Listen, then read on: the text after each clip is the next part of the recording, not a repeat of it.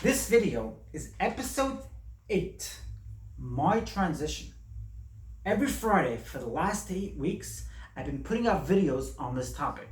This is the 8th episode. My name is Jessica Madden. On my channel here on YouTube, I help people raise their awareness and become successful as a result.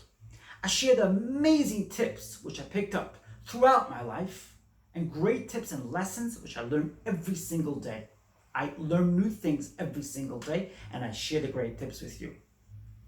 Reminding you once again that the 100th YouTube subscriber to my channel here on YouTube, Jessica Madden, by pressing that subscribe button, being the 100th subscriber, you will receive from me a free gift which I will ship out to you wherever you are. Without further ado, let's get into it. Episode 8, my transition. I want to start off today's episode by answering a question which I was asked. Jessica, what advice would you give to somebody struggling with their family members, unwilling to accept them as trans? My response? In order to get people to understand you, you first have to properly check that the earth is fertile. Like you don't put a seed into earth that isn't fertile, and if you put seed into earth which is not fertile, that action would be considered futile. On a similar note, when you are dealing with family members who don't understand transgender, you need to first do whatever you could to make that earth be fertile. Otherwise, it is futile. You do that with allowing time to pass and you give them space. I want to hence carry on talking about continuing last week's last point I mentioned. I spoke about how I was struggling, unsure how I was going to go about this process of going to a therapist. I don't want to go to a therapist. I don't want to be assessed, be looked at as crazy. It was quite a painful thing to grapple with. It was quite a painful thing to know how to do. And I just decided, and I came to the point where I decided that I gotta take the mature route. I was struggling with not just mental ailment, not just gender dysphoria, which was causing me suicidal thoughts. And like I mentioned, I almost had a suicide attempt, like I mentioned last week. I was also struggling with body dysfunction and body ailment. I had heart palpitations, and I remember like today, my body was just not functioning properly. I kept quiet about it. I don't want to upset anybody. I kept it to myself, but my body was breaking down. So I made that decision to go to a therapist. Now, I first had to be assessed by a therapist who also assesses people who have mental disorders.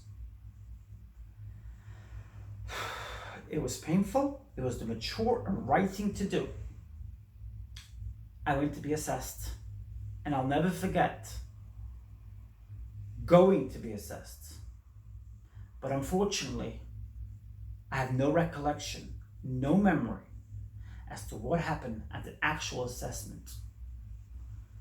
Other than knowing that I went to be assessed, and thereafter I went to see a therapist who I started seeing every fortnight. The assessment totally slipped my mind.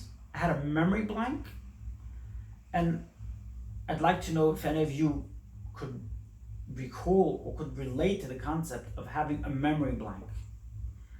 My mind just went blank. As in today, I have no recollection as to what happened when I was being assessed. I want to follow on and talk about the therapy sessions I was having. I would go for therapy, and the woman who was giving me therapy was very kind and validating. And she finally opened me up to the fact that transgender people exist and there is a remedy to dysphoria. There's a remedy to this ailment. You don't have to die from it. You really don't have to die from it. Conversion therapy is not the option. We're not going to try and change you, because when someone practices conversion therapy, it's actually their means of enforcing their idea of gender. So conversion therapy is not the action, not the option. It's a remedy to be able to make your life malleable and to make your life livable. And that's what she was doing while I was talking to you. She was talking about a life which is malleable, a life which is livable. Now, what should I say? I just wasn't prepared to burst my bubble. It was good to know that life is livable. And nowadays, people who have gender dysphoria could live. No, their option is not just death. But I just wasn't prepared to burst my bubble. And because I wasn't prepared to burst my bubble, whilst I was going for therapy, which did help me feel less pain, less physical and mental pain, nonetheless, it didn't alleviate the pain because the gender dysphoria was still carrying on. And as anybody who's had gender dysphoria knows, that as time goes on, as life goes on, gender dysphoria gets worse and worse and worse. If you don't deal with it, it just gets worse. To the point where if you don't deal with it, lots of people do get physical ailments and die from the physical ailments. So that is precisely what was happening. I wasn't prepared to burst my bubble. I was way too scared. I was very much living in a predicament where I was acting in a movie. I was acting in a movie and I had to act out my role.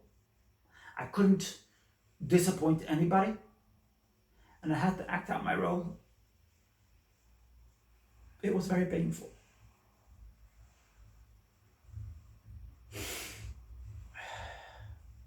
I'm sorry. Tearing up again.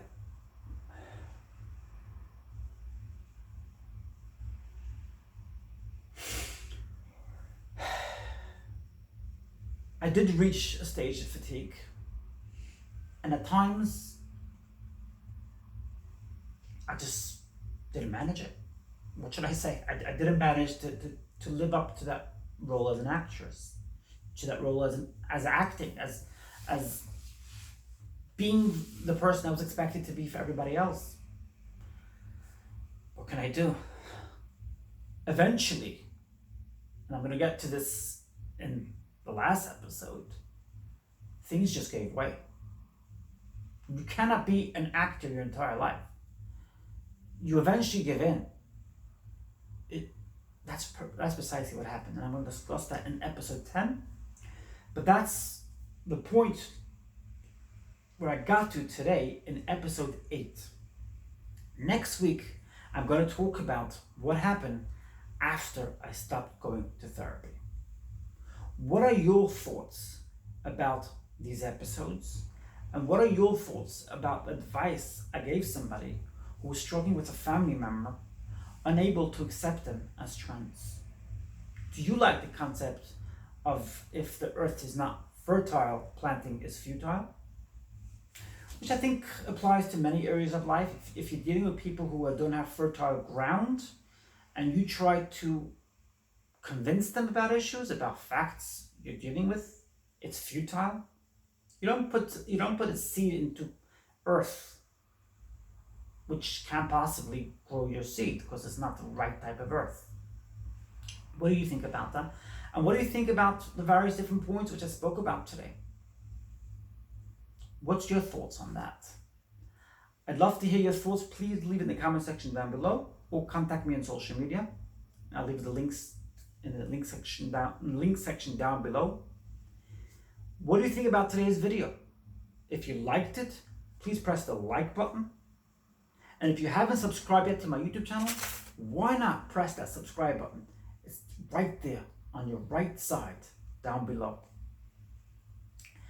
I'd love to hear your feedback, and please feel free to share this video with your friends on social media, on LinkedIn, on Reddit, on WhatsApp, on Facebook, on email, wherever you are, Snapchat, whatever social media site you use, please feel free to share away.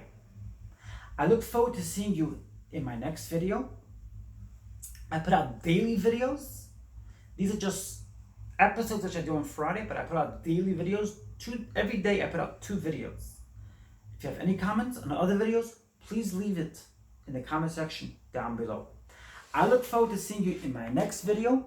Wishing you a great weekend and a Shabbat Shalom, and wishing you high vibes, high frequency, and a great, great day with lots of happiness, fun, joy, and a great future ahead.